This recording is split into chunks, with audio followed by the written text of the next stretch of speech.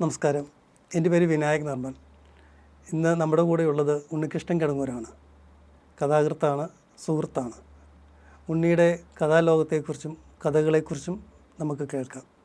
സ്വാഗതം ഉണ്ണി. നമസ്കാരം. അപ്പോൾ ഇപ്പോൾ നിലവിൽ ഉണ്ണി ഒരുപാട് വായിക്കപ്പെടുകയും ശ്രദ്ധിക്കപ്പെടുകയും ചെയ്യുന്ന ഒരാളായിട്ട് മാറിയിട്ടുണ്ട്. അപ്പം നമുക്ക് രണ്ടു കൂട്ടർക്കും അറിയാവുന്ന പോലെ 90കളിൽ നമ്മൾ ഒരുമിച്ച് കഥകൾ എഴുതി തുടങ്ങിയ ഒരു കാലഘട്ടം ഉണ്ടായിരുന്നു. പ്രത്യേകിച്ച് എനിക്ക് തോന്നിക്കുന്നു പാലാ സഹൃദയ സമിതിയുമായി ബന്ധപ്പെട്ടാണ് നമ്മുടെ ഒരു അടുപ്പത്തിൻ്റെ തുടക്കം.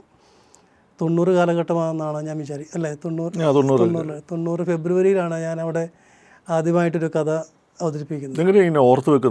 അല്ല, അതെനിക്ക് കൃത്യമായിട്ട് ഓർമ്മയുണ്ട്. ബാക്കി എല്ലാ കാര്യങ്ങളും മറന്നു പോയാലും ഇതെനിക്ക് കൃത്യമായിട്ടൊരു ധാരണ എനിക്കുണ്ട്. അപ്പോൾ അന്ന് സത്യം പറഞ്ഞാൽ അന്ന് ഏറ്റവും കുറേ പ്രായം ചെന്നവർക്കിടയിൽ ചെറുപ്പക്കാരായിട്ടുണ്ടായിരുന്നത് നീയും ഞാൻ, പിന്നെ നമ്മുടെ ഷൈൻ നരിതൂക്കിൽ, ഷൈൻ ഓർമ്മയില്ലേ?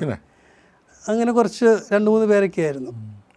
അപ്പോൾ അങ്ങനെ നിൽക്കുന്നൊരു കാലഘട്ടത്തിൽ പക്ഷെ ഉണ്ണിയുടെ കഥകൾ അന്നും ഭയങ്കര ഹൃദയസ്പർശിയും ഭാഷയുടെ ഒരു സൗന്ദര്യം ഉണ്ടായിരുന്നല്ലേ? ഇപ്പം ഞാനൊക്കെ പറയുന്നതിനേക്കാൾ കൂടുതൽ ഭാഷയുടെ സൗന്ദര്യം. അന്ന് ഒരു തെറ്റിദ്ധാരണ ഉണ്ടായിരുന്നു, കുറച്ച് നിറമുള്ള ഭാഷയിൽ എഴുതിയാലേ ഉള്ളൂ സാഹിത്യമാകുന്നു.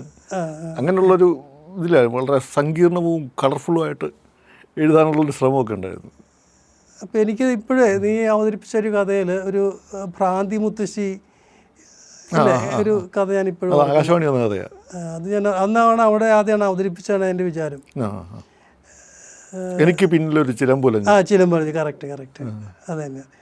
അത് ഒരു സംഭവമുണ്ട്. എൻ്റെ വീടിൻ്റെ അടുത്ത് തമിഴ് ബ്രാഹ്മണായിട്ടുള്ളൊരു അമ്മയുണ്ടായിരുന്നു. അവർ വിവാഹിതയായിട്ട് വന്നെങ്കിൽ പക്ഷെ അവർ നോർമലല്ല എന്നാണ് പൊതുവെ.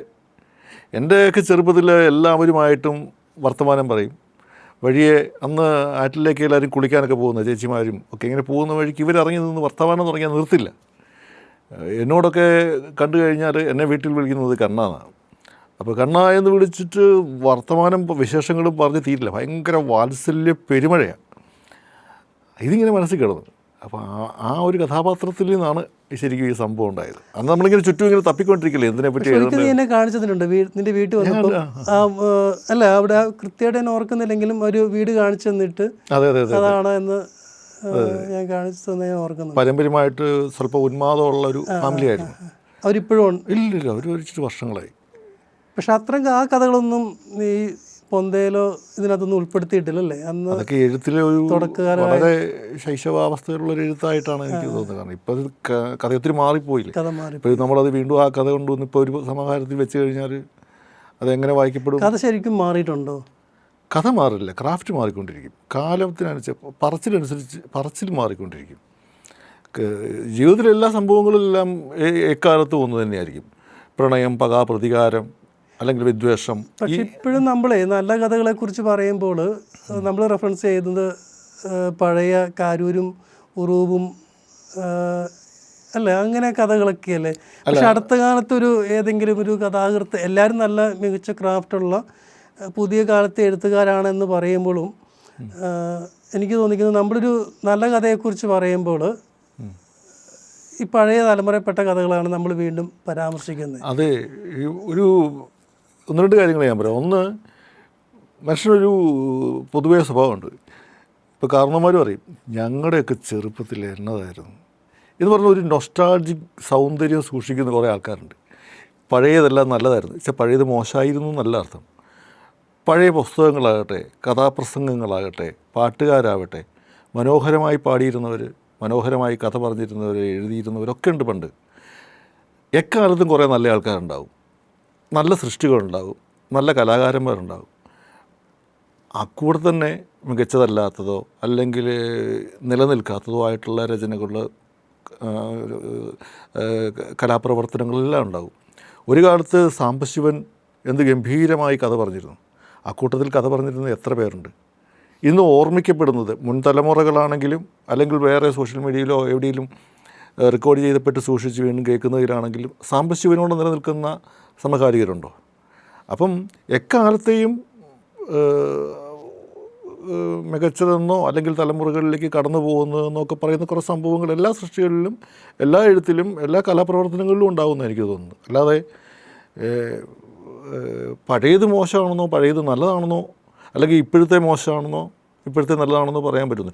ഇപ്പം നല്ലതാണെന്ന് പ്രകീർത്തിക്കപ്പെടുന്ന ചിലപ്പോൾ നാളെ ചെറുത് നല്ലതല്ലെന്ന് മാറ്റിവെക്കപ്പെട്ടേക്കാം. അല്ല, അപ്പം ഞാൻ പറയുന്നത്, ഞാൻ ഉദ്ദേശിച്ചിത്രേ ഉള്ളൂ, ഈ കഥകൾ ഇന്ന് പറയുന്ന കഥകളും ഇപ്പം ഉണ്ണി പറഞ്ഞ പോലെ നാളെ കാലത്തെ അതിജീവിച്ചാൽ മാത്രമേ ഇപ്പോൾ കൊട്ടിഘോഷിക്കപ്പെടുന്ന പല കഥകൾക്കും കാലത്തെ അതിജീവിക്കുക എന്നൊക്കെ പറയുന്നതിൽ വലിയ കാര്യമില്ല. പക്ഷേ എക്കാലത്തുള്ള ഒരു ആളിനെ ആസ്വദിക്കാൻ പറ്റുന്നുണ്ടോ? ഇപ്പോൾ കരൂരിൻ്റെ കഥ എന്ന് പറഞ്ഞ കഴിഞ്ഞാൽ അതിൻ്റെ സിംപ്ലിസിറ്റി, അല്ല, അതല്ല അതിൻ്റെ ഏറ്റവും വലിയ ക്വാളിറ്റി ആയിട്ട് ഞാൻ വിചാരിക്കുന്നത്. അല്ലേ, ഇപ്പം പറഞ്ഞൊരു വാക്കുണ്ടല്ലോ, എല്ലാ കാലത്തും ആളുകൾക്ക് വായിക്കാൻ പറ്റുന്ന, ആളുകൾക്ക് അനുഭവിക്കാൻ പറ്റുന്ന, അവരുമായിട്ട് റിലേറ്റ് ചെയ്യാൻ പറ്റുന്ന എന്തെങ്കിലും ഉള്ള കഥകൾ. ഏത് സൃഷ്ടിയിലും ഇപ്പോൾ പാട്ടുകൾ തന്നെയാണല്ലേ. ഇപ്പം നമ്മളുടെ ചില ചെറുപ്പത്തിൽ ചില സമയത്ത് വളരെ ഹിറ്റായ ചില പാട്ടുകളുണ്ടാവും. ആ പാട്ടിപ്പോൾ ഓർക്കപ്പെടുന്നില്ല. പക്ഷേ അതിന് മുമ്പുള്ള ചില പാട്ടുകളുണ്ടാവും. അതിപ്പോഴും വീണ്ടും വീണ്ടും നമ്മുടെ തലമുറയും നമ്മുടെ പുറകിലുള്ള തലമുറയും നമ്മുടെ മുമ്പിലുള്ള തലമുറയും കേട്ടാൽ അങ്ങനെ കേട്ടിരിക്കുന്ന പാട്ടുകളുണ്ടാവും. ഞാൻ ഇപ്പോൾ എടുത്തു പറയുന്നില്ല. ഇപ്പോൾ പല പാട്ടുകളുടെയും രചയിതാക്കളും സംഗീതജ്ഞരും ഒക്കെ ഇവിടെ ജീവിച്ചിരിപ്പുണ്ടാകും. അങ്ങനെ പ്രത്യേകിച്ച് പരാമർശിക്കുന്ന കാര്യമില്ല. പക്ഷേ നമ്മുടെ ഒരു തരംഗം പോലെ നമ്മുടെ ചെറുപ്പത്തിലോ നമ്മുടെ കൗമാരത്തിലോ ഒക്കെ വന്നിട്ടുള്ള ചില പാട്ടുകൾ ഇപ്പോൾ നമ്മൾ കേൾക്കുന്നേ ഇല്ല. ഇപ്പോൾ തമാശനും എല്ലാം പറഞ്ഞെങ്കിലായി. അതാണ് അതിൻ്റെ എന്ന് എനിക്ക് തോന്നുന്നത്. ഏത് സൃഷ്ടിയിലും ഒരു കഥ ഏറ്റവും മികച്ചതാകണം എന്ന് പറയുമ്പോൾ, അല്ലെങ്കിൽ ഒരു മികച്ചൊരു കഥയുടെ ചേരുവ എന്താണ് എന്ന് പറയാൻ എന്താ ഉദ്ദേശിക്കുന്നത്? അപ്പം കൃത്യമായിട്ട് നമുക്ക് അങ്ങനെ ചേരുവ ഒരു കലയ്ക്കും പറയാൻ പറ്റില്ല. കാരണം ഇപ്പോൾ അങ്ങനെയാണെങ്കിൽ അത് ശാസ്ത്രീയമായിട്ട് അത് പഠിച്ചിട്ട് ഇന്ന ഘടകം അല്ല, ചേരുവ ഞാൻ ഉദ്ദേശിച്ചതല്ല. ഏതൊക്കെ ഘടകം കൊണ്ടായിരിക്കാം ഒരു നല്ല കഥ എന്തായിരിക്കണം എന്നാണ് ഉണ്ണിയുടെ? വേറൊരാളുടെ മനസ്സിൽ പതിയാൻ സാധിക്കണം ഒരു കഥയ്ക്ക്. ഏത് സംഭവമാണെങ്കിലും വായിക്കുമ്പം അത് ഒരുപാട് പേരിലേക്ക് എത്തണമെന്നില്ല. അത് എല്ലാവർക്കും പറ്റണമെന്നുമില്ല. പക്ഷേ ഒരാളിലെങ്കിലും, അല്ലെങ്കിൽ അതിനുശേഷം വരുന്ന പിന്നീടുള്ള ഒരാളിലെങ്കിലും, ഒരേ ഒരാളിൽ നിന്നുള്ളതല്ല, അങ്ങനെ അവരുടെ ഉള്ളിലേക്ക് പതിയുന്നതായിരിക്കണം. അവർക്ക് അത് ആസ്വദിക്കാൻ പറ്റണം. അവരുടെ ഉള്ളിലേക്ക് അത് കടന്നു ചെല്ലുന്നതായിരിക്കണം. അങ്ങനെ ഒരു അനുഭൂതി അവർക്ക് പകർന്നു കൊടുക്കാൻ പറ്റുന്നതായിരിക്കണം. അപ്പോൾ ഒരുപാട് വായനയൊക്കെയുള്ള ഒരാളെന്ന നിലയിൽ ഇപ്പോൾ വർത്തമാനകാലത്തിൽ ഇങ്ങനെ അനുഭൂതി കൊടുക്കാൻ പറ്റുന്ന ഇപ്പം അങ്ങനെയുള്ള എഴുത്തുകാരുണ്ടാവുമല്ലോ സമകാലികരുണ്ട്, പണ്ടുണ്ട്. പഴയ അല്ല, ഇപ്പം നമ്മൾ എടുത്ത് പറയാൻ ഒരുപാട് പേര് നമ്മുടെ സുഹൃത്തുക്കളാണ്. അപ്പോൾ എടുത്തങ്ങനെ ഇന്ന ആൾക്കാരാണ് നമ്മൾ പറയുന്നത്. ചില കഥകളുണ്ട്. ഇപ്പം സന്തോഷ് കുമാറിൻ്റെ, ഹരീഷിൻ്റെയും ഉൾപ്പെടെയുള്ള കഥകളുണ്ട്. നമ്മുടെ മനോജ് വെങ്ങോല നല്ല കഥകൾ എഴുതുന്നയാളാണ്. കെ എൻ പ്രശാന്തൊക്കെ ഭാഷയിൽ വളരെ ശ്രദ്ധിക്കുകയും എഴുത്തിനെ വളരെ മിനുക്കിയെടുക്കുകയും ഒരു ദൗത്യം പോലെ എഴുത്തിനെ കൊത്തി മിനുക്കിയെടുക്കണമെന്ന് വിചാരിക്കുന്ന ആളാണ്. ഇതേപോലെ തന്നെ മനോജ് വെങ്ങോല, നമ്മുടെ വിനോദ് കൃഷ്ണയൊക്കെ കുറേ കൂടെ പൊളിറ്റിക്കലാണ് എഴുത്തിൽ, കുറേ കൂടെ സാമൂഹ്യ ബോധത്തോടു കൂടി എഴുതുന്ന ആൾക്കാരാണ്. നല്ല കഥകളാണ്. പക്ഷേ എനിക്ക് കൂടുതൽ ഇഷ്ടം വരുന്നത് മനുഷ്യൻ്റെ മനസ്സിലേക്ക്, മനുഷ്യനെ പറ്റി ചിന്തിക്കുന്ന, മനുഷ്യൻ്റെ ഉള്ളിലെ ഉൾസഞ്ചാരങ്ങളെക്കുറിച്ച് അതിനെ കടന്നു പോകുന്ന അങ്ങനത്തെ ചിന്തകൾ ഉള്ള കഥകളാണ് എനിക്ക് കൂടുതൽ. അത് നമുക്ക് ഓരോരുത്തരുടെ ഓരോ ഇഷ്ടങ്ങളുണ്ടാവുമല്ലോ. ഇപ്പോൾ കൂടുതലിപ്പോൾ ചർച്ച ചെയ്യപ്പെടുന്നത് പൊളിറ്റിക്കൽ ആംഗിളുള്ള കഥകളാണ്. പൊളിറ്റിക്കൽ ആംഗിൾ തന്നെയുള്ള കഥകൾ, അല്ലെങ്കിൽ വളരെ പ്രത്യക്ഷമായിട്ട് പൊളിറ്റിക്കൽ ആശയങ്ങൾ, രാഷ്ട്രീയ ആശയങ്ങൾ നിൽക്കുന്നത് അത്രയ്ക്കും കിട്ടും നിലനിൽക്കുമോ എന്ന് എനിക്ക് സംശയം. കാരണം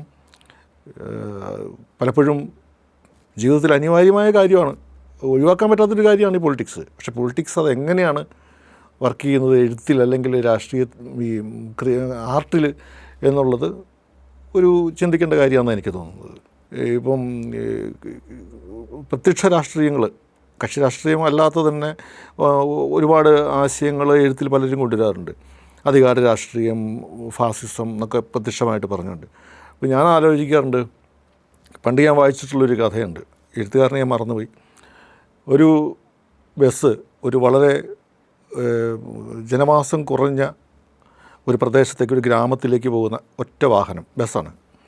അതിലേക്ക് പോകാനായിട്ട് ഒറ്റ വണ്ടി ഉള്ളത് കൊണ്ട് മാത്രം ഈ നാട്ടിൽ നിന്ന് ധാരാളം ആൾക്കാർ കയറും. ആ വഴിയിലൂടെ അത് ആ നാട്ടിലേക്ക് സഞ്ചരിക്കും. എന്നും ഈ വണ്ടിയിലൊരു പോലീസുകാരൻ കയറും. തിങ്ങി നിറഞ്ഞ വണ്ടി, തിരക്കിട്ട് പോകേണ്ടവരാണ്, ജോലിക്ക് പോകേണ്ടവർ, കൃഷിസ്ഥലത്തേക്ക് പോകേണ്ടവർ, ശുശ്രൂഷ സംബന്ധമായിട്ട് ഹോസ്പിറ്റലുകളിലേക്ക് ആതുരാലയങ്ങൾ വൈദ്യരെ കാണാൻ പോകേണ്ടവർ, അങ്ങനെ വിവിധ ആവശ്യങ്ങൾക്ക് തിങ്ങി നിറഞ്ഞ് കയറുന്ന ആൾക്കാരാണ് ഈ ബസ്സിൽ. അതിലേക്കാണ് ഒരു പോലീസുകാരൻ യൂണിഫോം ധരിച്ച് കയറുന്നത്. ഇങ്ങനെ വണ്ടി ഇങ്ങനെ പോകുമ്പം അയാൾക്ക് കുറച്ചൊക്കെ പോകുമ്പോൾ അയാൾക്ക് തോന്നും വണ്ടിയിൽ നിന്ന് ഇറങ്ങണം, ഒരു സിഗരറ്റ് വലിക്കണം. അയാൾ ബെല്ലടിക്കും, വണ്ടിയിൽ നിന്ന് ഇറങ്ങും, അയാൾ സിഗരറ്റ് കത്തിച്ച് നിൽക്കും. അയാൾക്ക് തോന്നും ഒരു പരിചിതനായ ഒരാൾ വരുന്നുണ്ട്, അയാളോട് കുറച്ച് നേരം വർത്തമാനം പറയണം, സംസാരിക്കും. അത് കഴിയുമ്പോഴത്തേക്കും കുറച്ച് വെള്ളം കുടിക്കണം, അങ്ങോട്ട് മാറി ഒന്ന് മൂത്രം ഒഴിക്കണമെന്ന് തോന്നും. ഇങ്ങനെ എന്തെങ്കിലുമൊക്കെ അയാളുടെ ഇംഗിതത്തിന് എന്തൊക്കെയാണോ ഉണ്ടാകുക അതൊക്കെ ചെയ്തിട്ട് വണ്ടിയിലേക്ക് വന്നിട്ട് നിങ്ങട്ടെ വണ്ടി നിങ്ങട്ടെ. കുറച്ച് കഴിയുമ്പോഴാണ് വഴിയെ പോകുന്നൊരു പരിചയക്കാരൻ ഒന്ന് നിർത്താമോ എന്നറിയില്ല, ബെല്ലടിച്ച് അയാൾ ഇറങ്ങുന്നു, അയാളുടെ അടുത്ത ആവശ്യം നിറവേറ്റുന്നു.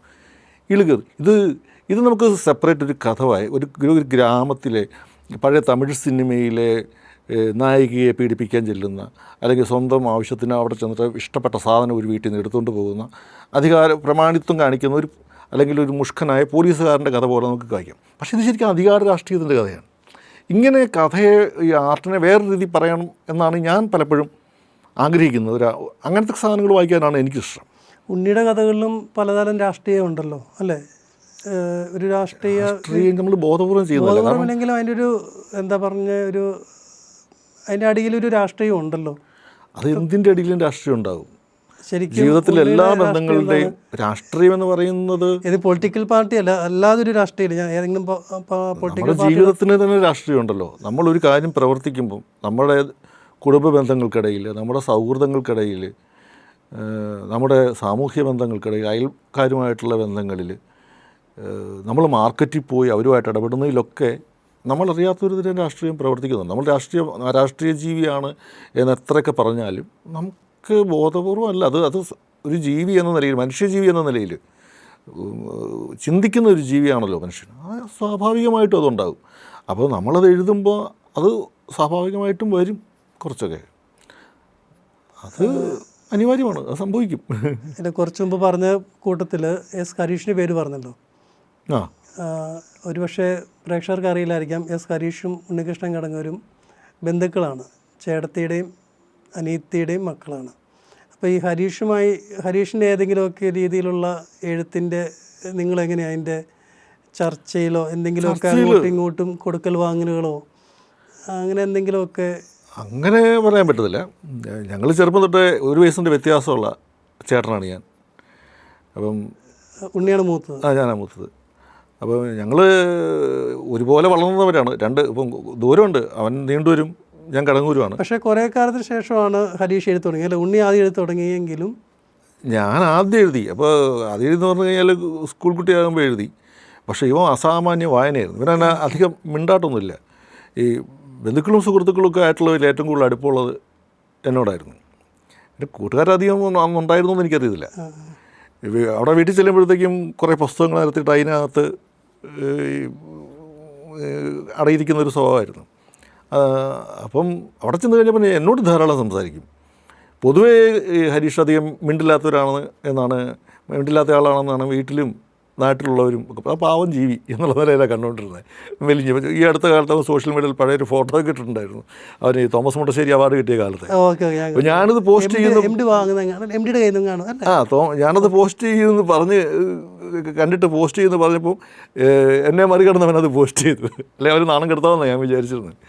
അപ്പം അത് അക്കാലത്തൊക്കെ അവന് ചെറിയ കുത്തിക്കുറിക്കലുണ്ടായിരുന്നു എന്നാണ് തോന്നുന്നത് എനിക്ക്. പിന്നെ ഒരു ടീനേജൊക്കെ കഴിഞ്ഞൊരു കാലത്ത് ചില സാധനങ്ങൾ എനിക്ക് കഥകളല്ലാത്ത ചില സംഭവങ്ങൾ എഴുതിയിട്ട് വായിക്കാനൊക്കെ തോന്നുന്നുണ്ട്. അപ്പോൾ ഈ സത്യം പറഞ്ഞു കഴിഞ്ഞാൽ അതിൽ ഏതൊരു ഗോത്രഭാഷ പോലത്തെ അക്ഷരങ്ങളാണ്. അവൻ തന്നെ പിന്നെ പറഞ്ഞിട്ടുണ്ട്, ഈ പഴയ പ്രാകൃത മനുഷ്യർ പാറയിലൊക്കെ എഴുതി വെക്കുന്ന ചില വരയും കുറിയില്ലേ, വായിക്കാൻ അവന് പോലും പറ്റത്തില്ല. അങ്ങനത്തെ അക്ഷരങ്ങളായിരുന്നു. അത് ഞാൻ വളരെ കഷ്ടപ്പെട്ട് വായിച്ചിട്ടൊക്കെ ഉണ്ട്. നല്ല രസമുള്ളതാണെന്നൊക്കെ തോന്നിയിട്ടുണ്ട്. അവന് മലയാള എമ്മയ്ക്കൊക്കെ നല്ല മാർക്ക് കിട്ടി. എനിക്ക് തോന്നുന്നത് വായിച്ചിട്ടായിരിക്കില്ല മിക്കവാറും മാർക്ക് കിട്ടിയതാണ്. കാരണം അവന് പോലും വായിക്കാൻ പറ്റാത്ത അവൻ്റെ ഉത്തര പേപ്പർ എങ്ങനെ വായിച്ചു എന്ന് എനിക്ക് സംശയമുണ്ട്. പക്ഷെ പിന്നെ നമ്മൾ നല്ല ബന്ധമൊക്കെ ഉണ്ടായിരുന്നു. പിന്നെ ഞങ്ങൾ തമ്മിൽ നല്ല ഒരു ആത്മബന്ധം തന്നെയുണ്ട്. ചെറിയ ചെറിയ എഴുത്തും കാര്യങ്ങളൊക്കെ പറയാറൊക്കെ ഉണ്ട്. പക്ഷേ ഈ യേശുവിൻ്റെയൊക്കെ അജ്ഞാത ജീവിതക്കാലം എന്ന് പറയുന്നത് പോലെ ഈ മഹാരാജാസ് കാലമൊക്കെ ആയപ്പോഴത്തേക്കും വേറെ കുറേ ബന്ധങ്ങൾ അധികം ആളിനെ കിട്ടാതെ ഇപ്പോഴത്തെ പല എസ്റ്റാബ്ലിഷ്ഡായ പല ഡയറക്ടർമാരും എഴുത്തുകാരും ഒക്കെ അവൻ്റെ സൗഹൃദ വലയത്തിലൊക്കെ ഉണ്ടായിരുന്നു. അത് കഴിഞ്ഞ് പിന്നെ എന്നോട് പറഞ്ഞു മാതൃഭൂമിക്കൊരു കഥ അയച്ചിട്ടുണ്ടെന്നോ അങ്ങനെയൊക്കെ പറഞ്ഞത് മത്സരത്തിനകത്ത്. പിന്നെ അതിന് പ്രോത്സാഹനം കിട്ടി സമ്മാനം കിട്ടിയാണ് പിന്നെ അവൻ രംഗത്ത് വരുന്നത്. അത് കഴിഞ്ഞിട്ട് പിന്നെ രസവിദ്യയുടെ ചരിത്രം പോലുള്ള കഥകൾ എഴുതിയിട്ട് ഈ കത്തിച്ചു വിട്ട പോലെ ഒരു കയറ്റായിരുന്നു. പക്ഷേ ആ എസ്റ്റാബ്ലിഷ്മെൻറ്റ് കഴിഞ്ഞിട്ട് ഒരു അംഗീകാരവും ഒരു ആ കൊള്ളാമല്ലോ ഗംഭീര കഥ എഴുതുന്നൊരു പയ്യനാണല്ലോ എന്നൊക്കെ അറിയപ്പെട്ടിട്ട് പിന്നെ ഇങ്ങോട്ട് നിശബ്ദനായി. പിന്നെ ഒരു ഇടവേളയ്ക്ക് ശേഷം മീശല്ല പിന്നെ ആദം പോലുള്ള കഥകളുമൊക്കെ ആയിട്ടുള്ളൊരു വരവായിരുന്നു. പക്ഷെ എന്നാലും കൂടുതലായിട്ട് ഹരീഷിനെ എനിക്ക് തോന്നുന്നു ആളുകൾക്ക് എത്തിച്ചത് മീശ അതും വിവാദവും അല്ല. അതിനു മുമ്പ് അവൻ നല്ല രീതിയിൽ വായിക്കപ്പെടുന്നുണ്ട്. അത് പക്ഷേ എങ്കിലും സാധാരണക്കാരുടെ ഇടയിലേക്ക് എത്താൻ അല്ലെങ്കിൽ കൂടുതലും അല്ലേ അങ്ങനെ ആ കോൺട്രവേഴ്സി കുറേ ആൾക്കാരിൽ അതൊരു നല്ല വായനയുടെ എത്തലല്ല. അത് കുറേ ആൾക്കാർക്ക് ഈ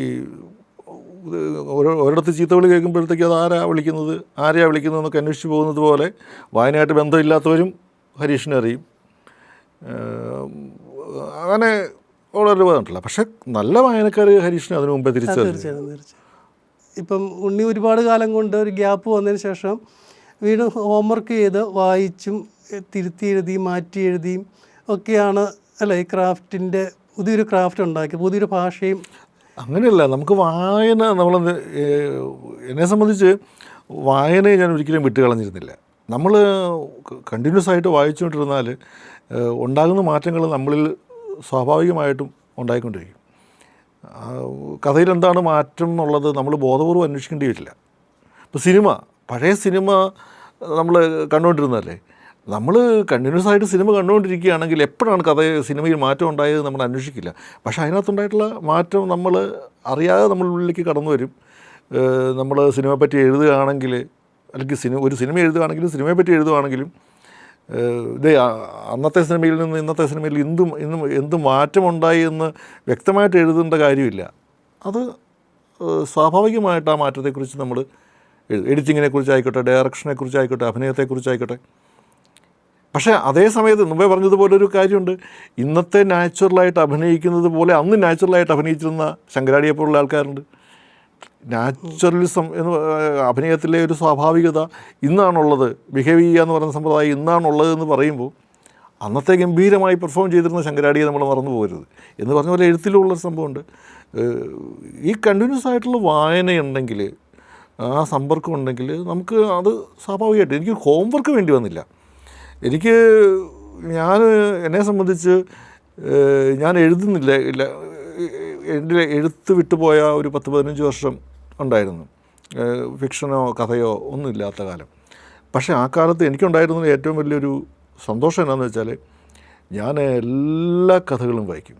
ഏറ്റവും പുതിയ കുട്ടി എഴുതുന്ന കഥ പോലും വായിക്കും. അത് മുഖ്യധാരാ പ്രസിദ്ധീകരണം മാത്രമല്ല, മാതൃഭൂമി, ഭാഷാഭൂഷണി, മലയാളം മാധ്യമം എന്ന പ്രസിദ്ധീകരണം മാത്രമല്ല, വളരെ പ്രാദേശികമായിട്ടിറങ്ങുന്ന ചില പ്രസിദ്ധീകരണങ്ങളുണ്ട്. അവിടെയാണ് മുഖ്യധാരയിലൊന്നും ഇടം കിട്ടാത്ത കുട്ടികളുടെ കഥകൾ വരുന്നത്. അവർ ചിലപ്പം പ്രത്യേകമായ ചില ചിന്തകളായിരിക്കും, അല്ലെങ്കിൽ ഭാഷയിൽ ചില പ്രത്യേകമായ രസങ്ങളായിരിക്കും ചിലപ്പോൾ ആവിഷ്കരിക്കുന്നത്. ചിലത് പരാജയപ്പെട്ടു പോയതായിരിക്കാം, പക്ഷെ നമ്മളത് വായിക്കും. അപ്പം നമ്മുടേതായൊരു സെൻസിബിലിറ്റി വെച്ചത് നമുക്ക് തോന്നും ഇതെവിടെയാണ് ഇതിന് വീഴ്ച പറ്റിയത്, അല്ലെങ്കിൽ ഇത് എവിടെയാണ് നമ്മളെ അപ്പ് ചെയ്ത് നമ്മളുടെ ഉള്ളിലൊരു ആനന്ദം തരുന്നത് എന്ന സാധനം നമ്മൾ അറിയാതെ തന്നെ നമ്മുടെ വർക്ക് ചെയ്യുന്നുണ്ട്. പിന്നെ എനിക്കുള്ളൊരു സന്തോഷം എന്ന് പറഞ്ഞാൽ എനിക്ക് വലിയൊരു സൗഹൃദം ഉണ്ടായിരുന്നു. അത് നന്നായിട്ട് എഴുതുന്ന ആൾക്കാർ, പുതിയ ആൾക്കാരൊക്കെ, സത്യം പറഞ്ഞാൽ ഞാൻ അവിടെ ഒറ്റയ്ക്ക് ജീവിക്കുന്ന ഒരു കാലത്ത് പലരും ഇങ്ങനെ ഒഴുകിയെത്തുന്ന ഒരു സ്ഥലം കൂടിയായിരുന്നു എൻ്റെ വീട്. പലരും വന്ന് അവിടെ താമസിച്ചു പോകും, ഞങ്ങളതിനെപ്പറ്റി ചർച്ച ചെയ്യും. അങ്ങനെയൊക്കെയുള്ള ഒരു എഴുത്തിൻ്റെ ആ ഒരു സമ്പർക്കം ഉണ്ടായിരുന്നു. അങ്ങനെ അതിൻ്റെ ഒരു പരിണാമഗുപ്തിയായിട്ടാണ് പിന്നെ അടുത്ത എഴുത്തിലേക്ക് ഞാൻ. ഈ അനുഭവങ്ങൾ ഉണ്ണികൃഷ്ണൻ എന്നൊരു എഴുത്തുകാരനെ എന്തുമാത്രം സ്വാധീനിച്ചിട്ടുണ്ട്? അല്ലെങ്കിൽ ഈ കഥകളിലൊക്കെ ഇപ്പം പൊന്തയൊക്കെ വായിക്കുമ്പോൾ, അല്ലെങ്കിൽ കടുങ്ങൂര് പലതവണ വന്നിട്ടുള്ള, അല്ലെങ്കിൽ നിൻ്റെ നാട്ടിൻപുറത്തെ പല കഥകളെക്കുറിച്ചും കഥാപാത്രങ്ങളെക്കുറിച്ചും പറഞ്ഞു തന്നിട്ടുള്ള, കേട്ടിട്ടുള്ള ഒരാളെന്ന നിലയിൽ പോന്തയിലെ കഥകൾ വായിക്കുമ്പോഴൊക്കെ ആണെങ്കിലും നമുക്ക് പലരെയും ഓർമ്മ വരുന്നുണ്ട്. അപ്പോൾ അങ്ങനെ സ്വന്തം അനുഭവങ്ങൾ, സ്വന്തം ദേശം, വ്യക്തികൾ, ഇതൊക്കെ കഥകളിലൊക്കെ എന്തുമാത്രം.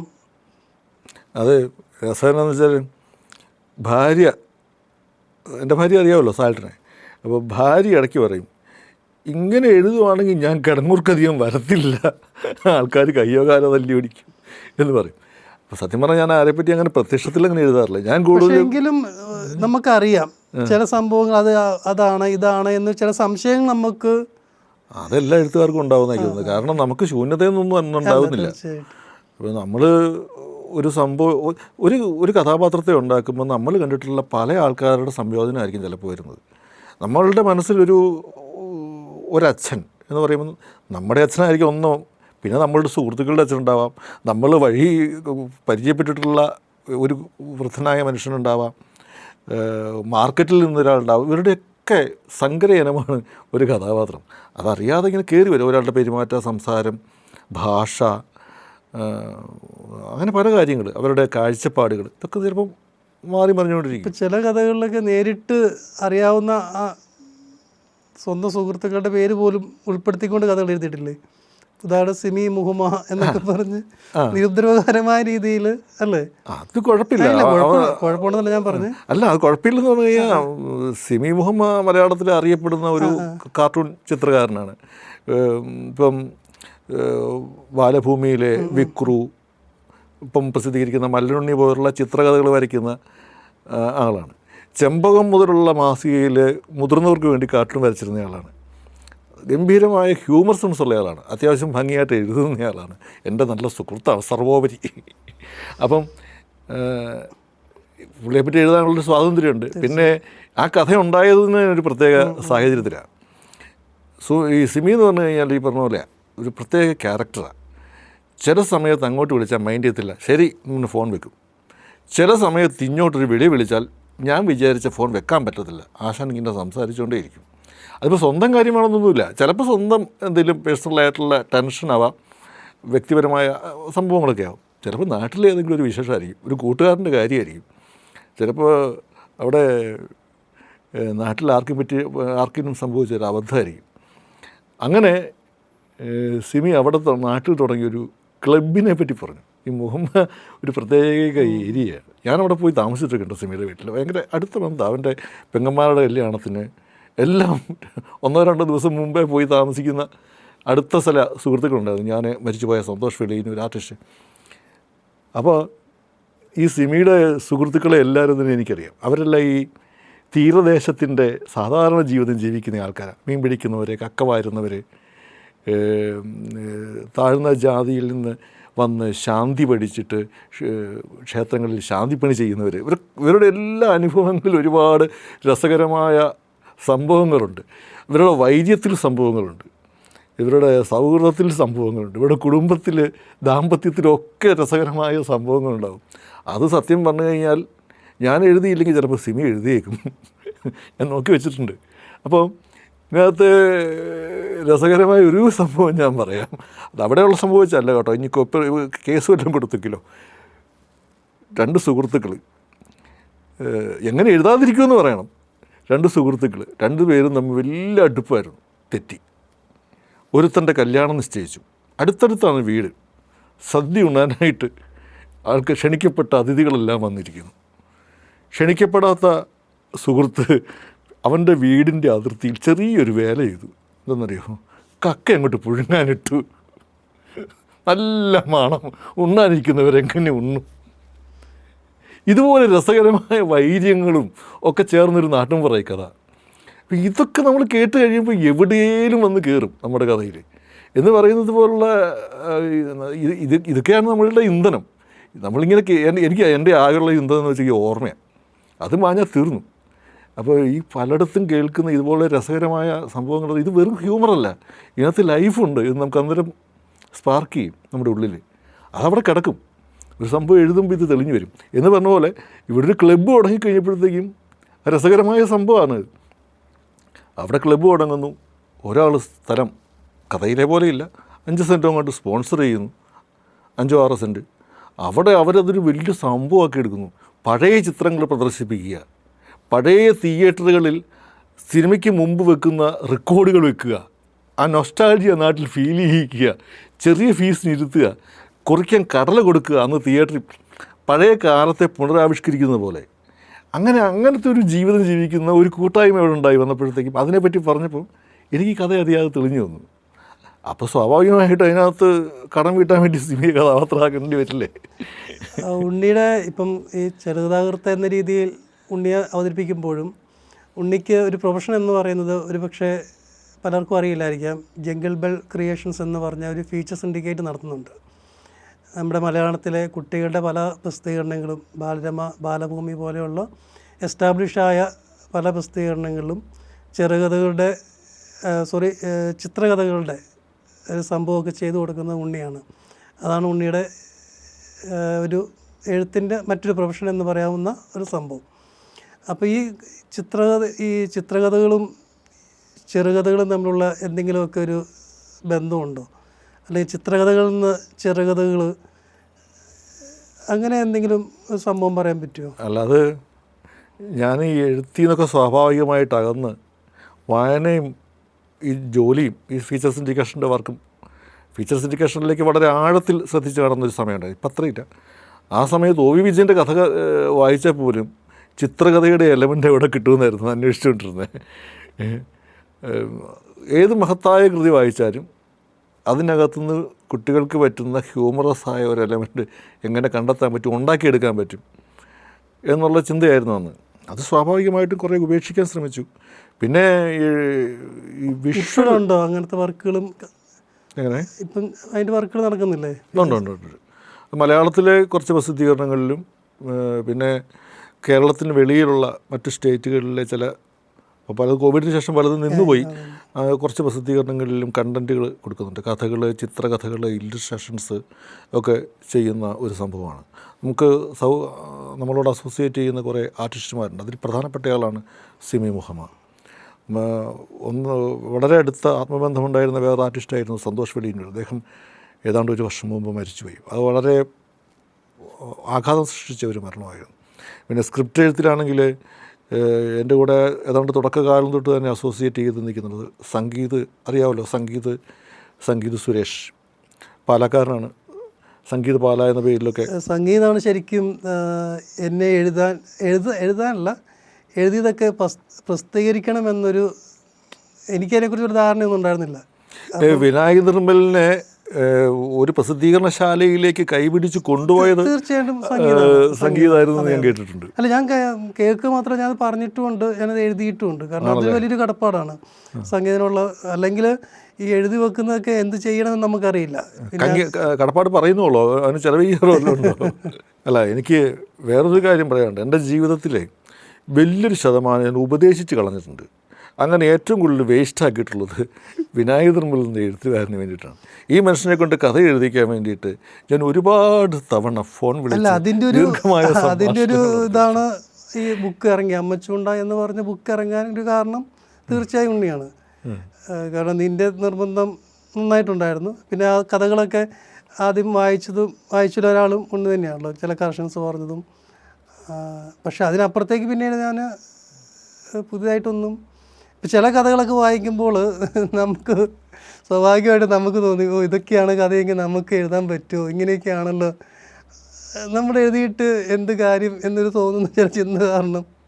അല്ല, ആ ചിന്ത എപ്പോഴും നമുക്ക് നല്ലതാണ്. അതെല്ലാ എഴുത്തുകാർക്കും ഉണ്ടാവേണ്ടത് നല്ലതാണ്. അതില്ലെങ്കിൽ നമ്മുടെ എഴുത്ത് ഭയങ്കര മോശമായി പോയിക്കും. പക്ഷേ ആ ചിന്ത നമ്മുടെ പുതിയ എഴുത്തിന് ഊർജം പകരണമെന്ന് എൻ്റെ വിശ്വാസം.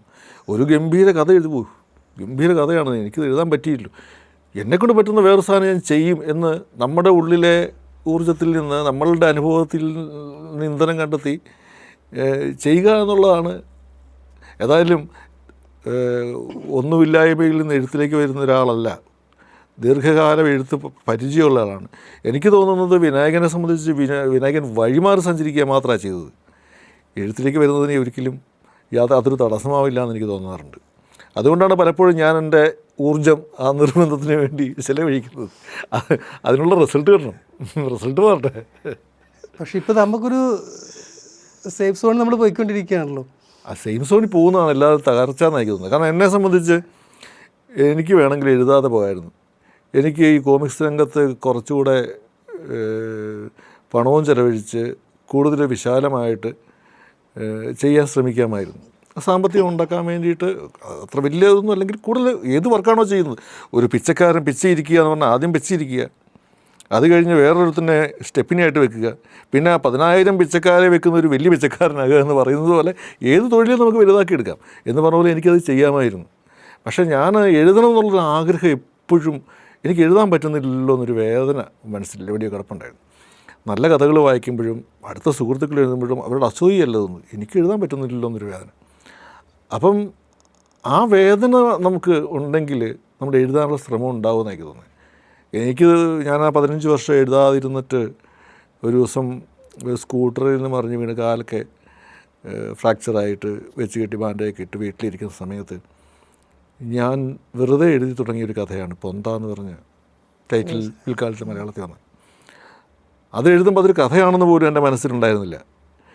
എനിക്ക് എൻ്റെ ചെറുപ്പത്തിൽ അമ്മ പറഞ്ഞും അച്ഛൻ പറഞ്ഞും അച്ഛൻ്റെ അമ്മ പറഞ്ഞും മുതിർന്ന 10-90 വയസ്സുള്ള എനിക്ക് മുതിർന്ന ആൾക്കാരൊക്കെ ആയിട്ട് നല്ല ബന്ധമാണ് നാട്ടിലൊക്കെ ആണെങ്കിലും. അപ്പോൾ അങ്ങനെയുള്ളവരൊക്കെ പറഞ്ഞിട്ടുള്ള ചില കഥകളുണ്ട്. ചില കഥകൾ ഉള്ളതായിരിക്കും, ചിലത് ഇല്ലാത്തതായിരിക്കും. കഥകൾക്കുള്ളതാണോ ഇല്ലാത്തതാണോ പരദൂഷണമാണോ എന്നൊന്നും നമ്മൾ ആലോചിക്കേണ്ട കാര്യമില്ല. നമ്മൾ കേൾക്കുന്ന ഒരു കഥയായിട്ടെങ്കിൽ നമ്മുടെ മനസ്സിൽ പതിയും. എല്ലാ കഥകളും ഒരു പരദൂഷണം തന്നെയല്ലേ? എനിക്ക് അങ്ങനെ പരദൂഷണല്ലേ കഥയുടെ ഇന്ധനം. എനിക്ക് പരദൂഷണ കമ്പനികൾ ഭയങ്കര ഇഷ്ടമാണ്. ത്രെഡ് ഉണ്ടെങ്കിലും അതിനകത്ത് നമ്മൾ ഒരുപാട് കഥകൾ അതോടെ ബന്ധിച്ച് പറയുമ്പോഴേ അതൊരു പരദൂഷണമായിട്ട് മാറുന്നുണ്ട് അല്ലേ? അതൊക്കെ സ്വാഭാവികമായിട്ട് വരും. അപ്പോൾ ഇതെല്ലാം ഇങ്ങനെ ഉള്ളിൽ കിടപ്പുണ്ടായിരുന്നു. അങ്ങനെ ഞാൻ ഒരു സംഭവം എഴുതി തുടങ്ങിയപ്പം ഒരാവേശം കയറി, ഒരു ബാധ കയറുന്നത് പോലൊരു സാധനം. അപ്പോൾ കാലൊക്കെ ബാൻഡേജ് വെച്ച കാലൊക്കെ ഒരു സ്റ്റൂഡിലേക്ക് വെച്ചിട്ട് ഞാനതങ്ങോട്ട് എഴുതിയിട്ട് അത് പിന്നെ ആനുകാലികത്തിന് അയച്ചപ്പോൾ അത് പ്രസിദ്ധീകരിച്ചു. അന്ന് കുറേ വായനക്കാർക്ക് അത് ഇഷ്ടപ്പെട്ടു. അത് ഇഷ്ടപ്പെടുകയും കൂടെ ചെയ്ത് കഴിയുമ്പോഴത്തേക്കും ഒരു ഊർജ്ജം കിട്ടി. അതാ പിന്നെ എഴുത്തിലേക്ക് വന്നത്. സത്യം പറഞ്ഞാൽ അത് ഞാനൊരു പ്രസിദ്ധീകരണത്തിന് അയച്ചിട്ട് പത്രാധിപർ വായിച്ചില്ല. ഞാൻ അദ്ദേഹത്തെ കൊണ്ട് വായിപ്പിക്കാൻ വേണ്ടിയിട്ട് കുറേ ശ്രമിച്ചു. കാരണം എൻ്റെ ഹരീഷിനെ ഞാൻ വായിക്കാൻ കൊടുത്തായിരുന്നു. ഹരീഷ് ഇപ്പോൾ അത് ഇഷ്ടപ്പെട്ടെന്ന് പറഞ്ഞു. അപ്പോൾ ഹരീഷിനെ പോലൊരു അവൻ തുറന്ന അഭിപ്രായം പറഞ്ഞ കൂട്ടത്തിൽ. അപ്പോൾ അതൊരു ധൈര്യമായിരുന്നു. അപ്പം പറയുകയും കൂടെ ചെയ്തപ്പോഴത്തേക്ക് എനിക്കൊരു ധൈര്യം വന്നതുകൊണ്ട് ഞാൻ ആ പ്രസിദ്ധീകരണത്തിന് അദ്ദേഹത്തെ കൊണ്ട് വായിപ്പിക്കാനും കുറേ ശ്രമിച്ചു. വായിച്ചിട്ട് വേണ്ടേ, ഒന്ന് റിജക്റ്റ് ചെയ്യാൻ വേണ്ടി ഈ മനുഷ്യൻ വായിക്കുന്നേ ഇല്ല. അവസാനം ഞാൻ ഈ കഥ നിങ്ങൾക്ക് സ്വീകാര്യമായി തോന്നുന്നില്ല എന്നതിനാൽ എന്ന് എനിക്ക് തോന്നുന്നു, അതുകൊണ്ട് ഞാൻ മറ്റൊരു പ്രസിദ്ധീകരണത്തിന് അയക്കുക എന്ന് പറഞ്ഞിട്ട് മലയാളം വാരികയ്ക്ക് അയച്ചു. അത് കഥ കിട്ടിയതിൻ്റെ പിറ്റേ ദിവസമാണോ അന്ന് രാത്രിയിലാണോ ഈ കലേഷ് എന്നെ വിളിച്ചിട്ട് പുള്ളിക്ക് അത് ഇഷ്ടപ്പെട്ടെന്ന് പറഞ്ഞു. കലേഷിനെ പോലൊരു കഥ വായിക്കുന്നൊരു പത്രാധിപർ അവിടെ ഉള്ളത് വലിയ അനുഗ്രഹമായി. കാരണം കൃത്യമായിട്ട് എനിക്ക് തോന്നുന്നു മലയാളത്തിൽ ഏറ്റവും കൂടുതൽ കഥയ്ക്ക് ഫിക്ഷന് ശ്രദ്ധയോടുകൂടി കഥയെ സമീപിച്ച് പുതിയ ആൾക്കാരെ അവതരിപ്പിക്കുന്ന ഒരു ആളാണ് കലേഷ്. കലേഷും സജി ജെയിംസും എല്ലാം ഉൾപ്പെടുന്ന ആ ഒരു എഡിറ്റോറിയൽ എല്ലാവരും തന്നെ. കലേഷിനും അത് പ്രത്യേകമായിട്ട് എനിക്ക് വ്യക്തിപരമായിട്ട് ഒരു നന്ദി ആ കാര്യത്തിലുണ്ട്. കാരണം കലേഷാണ് എന്നെ വിളിച്ചത് വായിച്ചിട്ട്. കലേഷ് അത് വായിക്കുകയും അത് പ്രസിദ്ധീകരിക്കാൻ മലയാളം തയ്യാറാകുകയും ചെയ്തില്ലായിരുന്നെങ്കിൽ ഒരു പക്ഷേ എനിക്ക് പിന്നീടുള്ള എഴുത്തിൽ ഇത്ര ഒരു ഊർജ്ജം വരും. എഴുതുമായിരിക്കാം ഒരു പക്ഷേ എന്തായാലും ഈ ചുരുങ്ങിയ കാലത്തിനുള്ളിൽ 2 സമാഹാരം വരികയും ഇങ്ങനൊരു വായന സംഭവിക്കില്ലായിരുന്നു എന്ന് എനിക്ക് തോന്നുന്നു. അത് വലിയൊരു സന്തോഷവും ഒരു ലാൽസലാമോ എന്തേലും എന്താ വേണ്ടെന്ന് എനിക്കറിയത്തില്ല, അത് പുള്ളിയോടുണ്ട് എനിക്ക്. അല്ല, ഈ മഞ്ഞയിൽ കറുത്ത വരകളും മലയാളത്തിലുള്ള വന്നത്? മഞ്ഞയിൽ കറുത്ത മലയാളത്തിലാണ് വന്നത്. അല്ല, പുള്ളിക്ക് റിജക്റ്റ് ചെയ്യാൻ മടിയില്ല. ഞാൻ കലേഷിനെ അടുത്ത കാലത്ത് കണ്ടിരുന്നു. കലേഷ് എൻ്റെ 1-2 കഥകൾ അയച്ചു കൊടുത്തിട്ട് കലേഷ് ഇട്ടില്ല. അപ്പോൾ കലേഷിനൊരു ചമ്മൽ എന്നെ കണ്ടപ്പോൾ ഞാൻ പറഞ്ഞു, കലേഷ് ചമ്മൊന്നും വേണ്ട. പുള്ളിക്ക് ഊർജ്ജം കൊടുത്തു ഞാൻ റിജക്റ്റ് ചെയ്യാൻ വേണ്ടി. അല്ല, നിങ്ങൾ എത്ര കഥ വേണം റിജക്റ്റ് ചെയ്തു. കാരണം എൻ്റെ 2ാമതമ്മ കഥ പൊന്ത പ്രസിദ്ധീകരിച്ചത് നിങ്ങളാണ്. അത് കാരണം ഇനിയിപ്പോൾ കഥ റിജക്റ്റ് ചെയ്താലേ എനിക്ക് യാതൊരു പരിഭവം ഇല്ലെന്ന് പറഞ്ഞു. പുള്ളി എന്തിനും എന്നെ കണ്ട് ചമ്മുന്നത്, കഥ റിജക്റ്റ് ചെയ്തിട്ട് എഴുത്തുകാരനെ കണ്ട് ചമ്മുന്ന ഒരു പത്രാധിപരെ. അപ്പോൾ ഈ എഴുത്തിൻ്റെ രീതി എങ്ങനെയാണ് ഉണ്ണിയുടെ? എഴുതാൻ വേണ്ടിയുള്ള എന്തെങ്കിലും പ്രത്യേക പ്രിപ്പറേഷൻസോ സമയമോ അങ്ങനെ എന്തെങ്കിലുമൊക്കെ ഉണ്ടോ?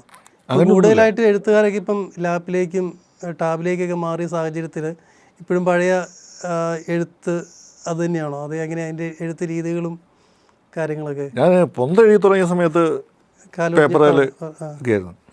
അപ്പോൾ നമ്മുടെ സുഹൃത്താണ് മജീദ് സയ്യിദ്. മജീദ് സയ്യിദിന് അറിയാമല്ലോ, കഥാകൃത്ത് മജീദ് സയ്യിദ്. പറയാനാണെങ്കിൽ ഒരു മണിക്കൂറുണ്ട് അദ്ദേഹത്തെ പറ്റി.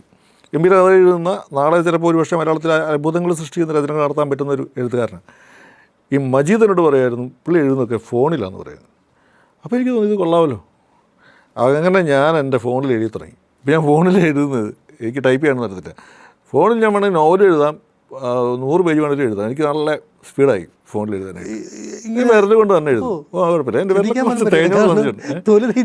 അത് കുഴപ്പമില്ല. ഇപ്പോൾ നല്ല ബലമായി വിരലിനൊക്കെ എഴുതി. അപ്പോൾ അതിലെഴുതും. റിസർച്ച് എന്ന് പറഞ്ഞാൽ നമുക്കിപ്പം ചില സംഭവങ്ങൾ നമുക്ക് എഴുതുമ്പം പ്രീ പ്ലാൻഡ് റിസർച്ചൊന്നും ശരിയാവില്ല. നമ്മൾ നമുക്ക് നല്ല ധാരണയുണ്ടെന്ന് വിചാരിച്ചാൽ നമ്മൾ ചിലപ്പോൾ ചില സബ്ജക്റ്റിലേക്ക് ചെന്ന് കയറുന്ന അറിയാതെ. അത് സ്വാഭാവികമായിട്ടായിരിക്കും ഒരു വിഷയം തിരഞ്ഞെടുക്കുന്നത്. നമ്മൾ ബോധപൂർവ്വം തിരഞ്ഞെടുത്ത് കഴിഞ്ഞാൽ മുമ്പോട്ട് പോകാൻ പറ്റുമെന്ന് എനിക്ക് തോന്നാറില്ല. ചിലതൊക്കെ അറിയാതെ നമ്മളങ്ങ് വരും. ഇപ്പോൾ ഒരു പോലീസുകാരൻ്റെ ലൈഫ് നമ്മൾ എഴുതുവാണെങ്കിൽ നമുക്ക് പോലീസുകാരൻ്റെ ലൈഫിനെ പറ്റി എത്ര അറിയാം? വളരെ കുറച്ചേ അറിയുള്ളൂ. നമുക്ക് ഈ വഴി കാണുന്ന പോലീസുകാരൻ നമുക്ക് ഇടപെട്ടിട്ടുള്ള കുറച്ച് കാര്യങ്ങൾ, ജീവിതത്തിലെ പല കാര്യങ്ങളെപ്പറ്റി നമുക്കൊന്നും അറിയില്ല എന്നുള്ളതാണ് സത്യം. ഏത് കാര്യത്തിനെപ്പറ്റി നമുക്ക് റിസർച്ച് വേണ്ടി വരും, കുറച്ചെങ്കിലും. നമ്മളെപ്പറ്റി പോലും ചിലപ്പോൾ നമുക്ക് റിസർച്ച് വേണ്ടി വരും. അതാണ് മനുഷ്യൻ്റെ സ്ഥിതി. എന്ന് പറഞ്ഞാൽ ബോധപൂർവ്വം റിസർച്ചിന് വേണ്ടിയിട്ട് ഇറങ്ങുക എന്നുള്ളതല്ല, അന്വേഷിക്കേണ്ടി വരും പല കാര്യങ്ങളും. നമുക്ക് ഈ ലോകത്തുള്ള തൊഴിൽ മേഖലകളെ പറ്റി എല്ലാം അറിയാവോ? എല്ലാ കഥകളിലും എന്തെങ്കിലും ചെയ്യുന്നവരായിരിക്കത്തില്ലേ? അപ്പം ഹോം ഡെലിവറി ഭക്ഷണം കൊടുക്കുന്ന ഒരാളാണെങ്കിൽ നമുക്കറിയാൻ പറ്റുമോ അവൻ ഓർഡർ സ്വീകരിക്കുന്നത് എങ്ങനെയാണ്, അവൻ്റെ രീതി എങ്ങനെയാണ്? നമുക്കും അറിയില്ല. ആ പലർക്കും സ്വാഭാവികമായിട്ടും നമ്മൾ അന്വേഷിക്കേണ്ടി വരും. ഈ അന്വേഷണം എഴുത്തിൽ അനിവാര്യമാണ്. അത് തീർച്ചയായിട്ടും വേണ്ടി വരും. അപ്പോൾ പക്ഷേ അത് കൃത്രിമമായ അന്വേഷണമല്ല. നമ്മൾ നമുക്കൊരു കഥാപാത്രങ്ങൾ, ജീവിതം ഒക്കെ ഉള്ള കൂട്ടത്തിൽ അതിനകത്ത് ഇൻപുട്ടായിട്ട് ചേർക്കേണ്ട ഘടകങ്ങളെ അന്വേഷിക്കേണ്ടി വരും. ഈ കഥയിൽ മാത്രം നിൽക്കാനാണോ താല്പര്യം? ഇനി അടുത്തൊരു സ്റ്റെപ്പ് കുറച്ചും കൂടി വലിയൊരു ക്യാൻവാസ് നോവലിലേക്കൊക്കെ കടക്കാൻ ആഗ്രഹമുണ്ട്, അതിൻ്റെ എന്തെങ്കിലുമൊക്കെ തുടങ്ങി വെച്ചിട്ടുണ്ട്. മുമ്പോട്ട് പോകുമെന്നാണ് വിചാരിക്കുന്നത്. അത് എന്താണ് സംഭവം? അതിനെക്കുറിച്ച് എന്തെങ്കിലും സൂചന പറയാൻ പറ്റുമോ? പറയാൻ പറ്റുന്നതാണെങ്കിൽ അത് എൻ്റെ നാടുമൊക്കെ ആയിട്ട് ബന്ധപ്പെട്ട എൻ്റെ പരിചയത്തിലൊക്കെ ഉള്ള ചില മുഖങ്ങളുണ്ടാകും. ഒരിക്കലും ഒരു വ്യക്തികളില്ല. ഈ പറഞ്ഞ പോലെ ഒരു അനുഭവ ലോകം. പൊന്തയുടെ ഒരു എക്സ്റ്റൻഷൻ ആയിരിക്കുമോ? പൊന്തയുടെ എക്സ്റ്റൻഷനല്ല, പൊന്തയുടെ ഒരു കളറായിരിക്കും. അതായിരിക്കും അങ്ങനെ. പക്ഷേ പുതിയ കാലഘട്ടവും ഒക്കെ ആയിട്ട് കണക്ട് ചെയ്ത് തന്നെയാണ് കഥ പോകുന്നത്. അതിന് ഒരു ഇരുണ്ട ലോകവും ഒരു തെളിമയുള്ള ലോകവും എല്ലാം ചേർന്നുള്ളൊരു സംഭവമാണ് എൻ്റെ മനസ്സിൽ. അത് മുമ്പോട്ട് എഴുതി തീർക്കാൻ പറ്റുമെന്നാണ് വിചാരിക്കുന്നത്. തീർച്ചയായും ഞങ്ങൾ പ്രേക്ഷകരും വായനക്കാരുമൊക്കെ കാത്തിരിക്കുന്നു. ഉണ്ണികൃഷ്ണൻ കിടങ്ങൂരിൻ്റേതായ പുതിയൊരു നോവൽ, പുതിയൊരു സാഹിത്യ സങ്കേതം ഉണ്ടാവട്ടെ എന്ന് ഞങ്ങൾ ആശംസിക്കുന്നു. വിനായക നിർമ്മൽ പുതിയ ഗംഭീരമായ കഥകളുമായിട്ട് കൂടുതൽ സജീവമാകണമെന്ന് ഞാൻ ആഗ്രഹിക്കുന്നു. അതിനുവേണ്ടി അഭ്യർത്ഥിക്കുന്നു. നടക്കട്ടെ, രണ്ടുപേരുടെ ആഗ്രഹങ്ങൾ സാധിക്കട്ടെ. Thank you.